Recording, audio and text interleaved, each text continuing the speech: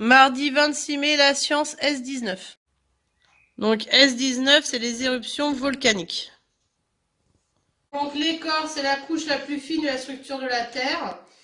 Elle est principalement composée de basalte et de granit, qui sont des roches ignées, dures. L'écorce est composée de grands morceaux de roche qu'on appelle les plaques, donc les plaques tectoniques, qui vont être à l'origine des séismes, qu'on verra dans une autre leçon.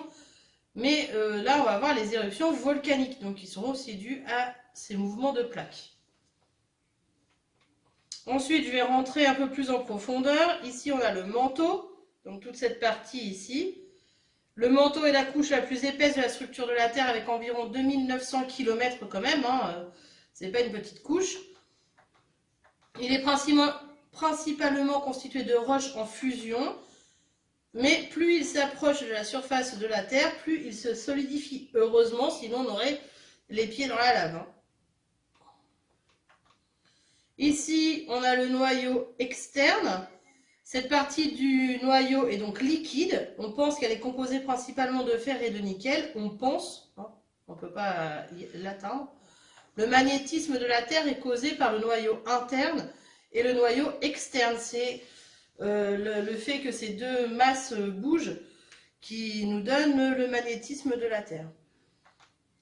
Le noyau interne, donc cette grosse boule, peut être décrite comme une balle solide. On le pense constituée en grande partie de fer et de nickel. Encore une fois, tout ça, on le pense. Par rapport à tout ce qui remonte quand il y a des éruptions volcaniques. Donc, étiqueter la structure de la Terre. Maintenant qu'on a vu, à vous d'étiqueter cette Terre. Donc, on va mettre le manteau ici, d'accord. L'écorce ici.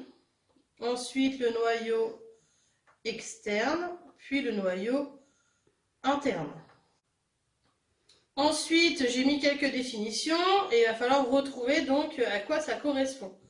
Donc tout ça, bien sûr, en classe, on va le faire, mais là, c'est moi qui le fais. Donc surface fine qui constitue l'enveloppe externe de la Terre, centre solide et extrêmement brûlant de la Terre, couche épaisse de roches en fusion, grande étendue d'écorce, centre liquide et extrêmement brûlant de la Terre.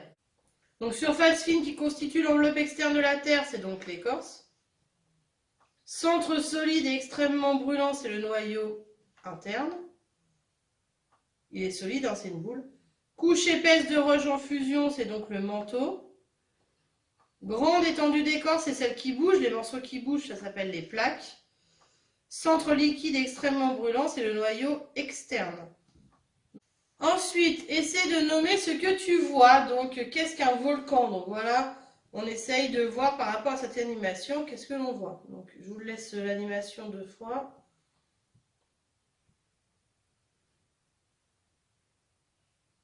Donc, j'espère que vous avez vu cette fumée, tous ces débris qui sont rejetés et cette lave qui coule.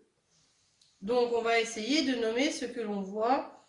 Ici, on a le cône volcanique, la fumée, les débris qui sont rejetés.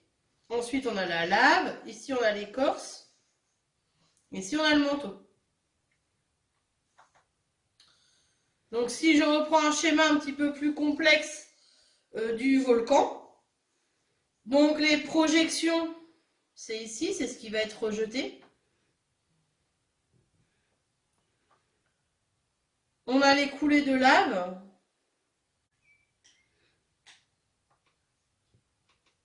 Ici, c'est le cratère. La cheminée volcanique ici, qui va donc faire monter le magma. La chambre à magma.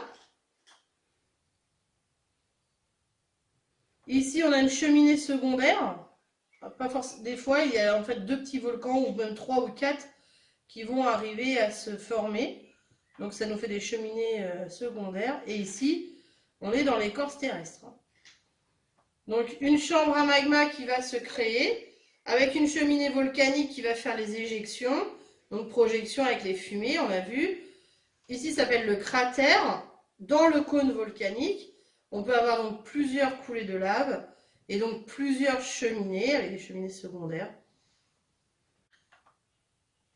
Donc pour la leçon, vous avez cette leçon, vous, sur vos cahiers. Donc l'écorce, c'est la surface fine qui constitue l'enveloppe externe de la Terre. Le manteau, c'est la couche épaisse de roches en fusion. Le noyau externe, c'est le centre liquide et extrêmement brûlant de la Terre. Le noyau interne, c'est le centre solide et extrêmement brûlant de la Terre. Et les plaques, c'est les grandes étendues d'écorce, donc qui peuvent bouger pour former ces volcans. Un volcan se présente sous forme d'une montagne ou d'un cône, au sommet duquel se trouve un orifice qui s'appelle le cratère. Plus on s'enfonce au centre de la Terre, plus la température augmente à 1000 degrés. Les roches fondent et forment ce que l'on appelle le magma. Le magma contient également des gaz. Lors d'une éruption volcanique, il monte à travers une fissure de l'écorce terrestre et s'échappe par le cratère. Donc projection, cratère, écorce terrestre, chambre à magma, cheminée volcanique, cheminée secondaire et coulée de lave constituent ce volcan. Merci pour cette première partie de leçon. La deuxième partie, on va voir plutôt des formes de volcans, des exemples de volcans.